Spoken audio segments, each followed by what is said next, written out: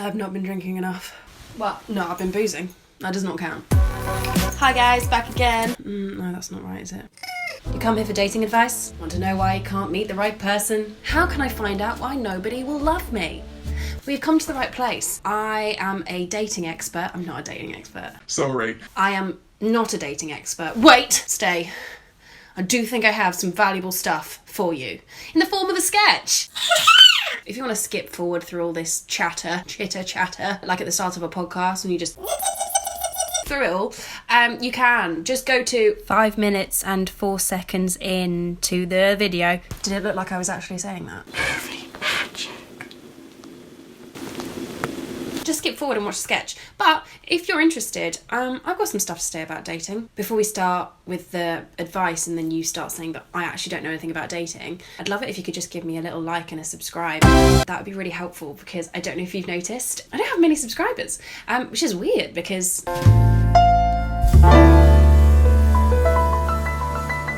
now I absolutely hate dating. I think it's really hard work. For someone like me, I don't do well on dates. I don't give off a very good first impression. And every single person that I've dated for any considerable amount of time, I've known for a while beforehand because they need some time to ease into my whole shtick. I can be quite annoying, and I don't know how to change that. I did do online dating very briefly. I thought everyone else is doing it, so I want to join in. I took a very scientific approach. I thought, what's a reasonable sample size of people to date, a number of dates to go on, to give it a fair try? The answer is 3. I went on 3 dates, one with a writer who was really boring. I read some of his articles before meeting him and thought, wow, this person's fascinating. But it turns out in real life, did you lie in those articles? Then I dated a sound engineer.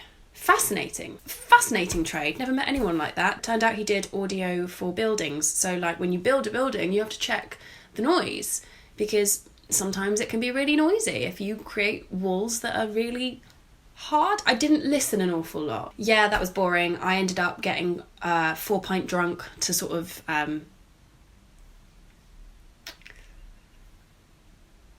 get through that. And then the last person I dated in my very scientific test was a cameraman, and I thought, wow, cameras. I use cameras. I don't know if you know, I'm using a camera right now. And for about 40 minutes, he just talked about himself completely. Didn't ask me one single question. And then after 40 minutes, I decided to say a word, and he wasn't interested at all. But I did learn a really good tip, which I'll share with you now. When you are holding a camera, like a DSLR, put the strap behind you and hold it taut against your head so that when you move it, you get a very smooth shot. So, you're welcome. Now you don't have to date that guy. Yeah, dating's not for me. I do love that show, The Undateables, though, on Channel 4. I think it's a British show. If you don't have it, basically it's a show where people who might have learning difficulties or disabilities or any kind of health problem that unfortunately makes it hard for them to date by our arbitrary standards these days, they use a specific dating agency that helps match people up. So the kind of people who might be on the show are people who like maybe are deaf or who have autism or, you know, more specific needs that they might have struggled to meet other people in the past, and they match people up, which is great. And then they go on these dates and they're lovely. And if it doesn't work out, they'll be like, sorry, not for me.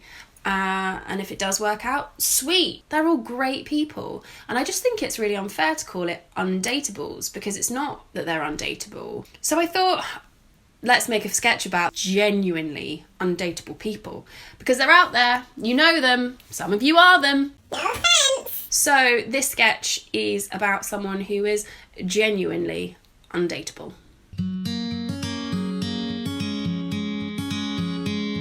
26-year-old artist Verity has never been on a date.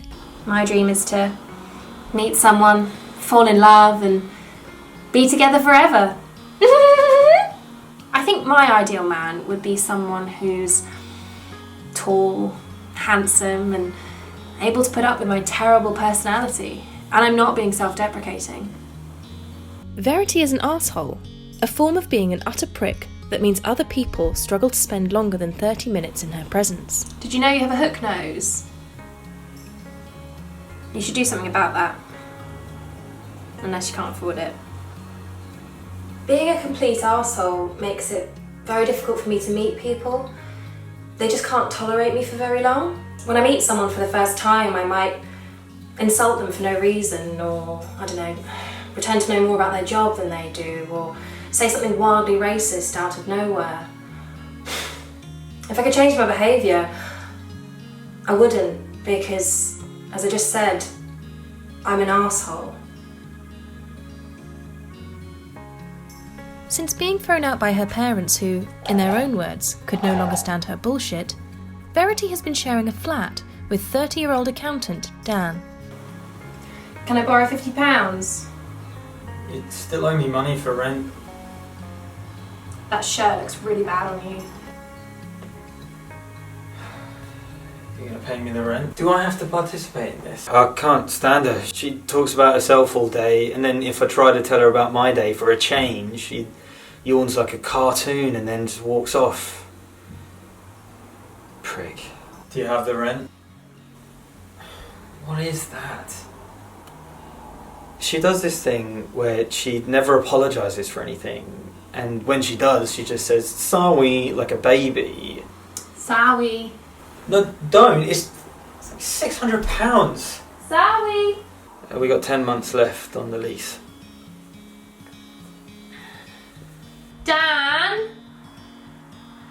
Where do we keep the fridge? You're kidding me. Sorry. It's right here.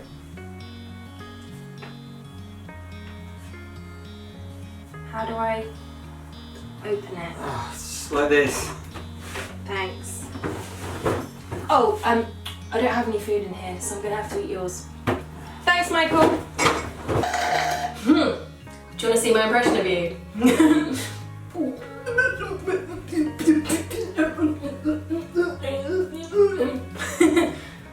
Yeah, I'm a very talented impressionist. So, are you nervous about going on a date? Not really. I guess if I hate them, I can just call them into a hole and die. She hasn't had any luck with online dating, When were you going to tell me there's a film crew coming to my house? so Verity has decided to use the Undateables matchmaking service.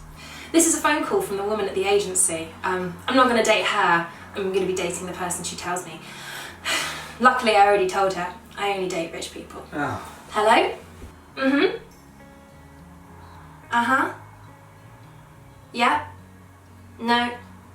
Brilliant.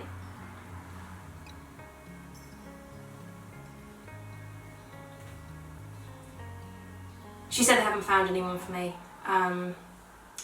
They couldn't get someone who wanted to go out with a sexist, racist, homophobe, so I guess there's nothing left for you to film. Sorry.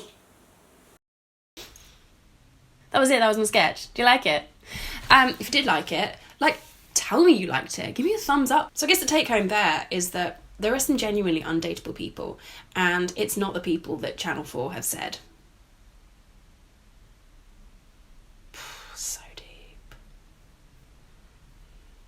So if you're out there struggling to meet people right now, just remember that you are not undateable.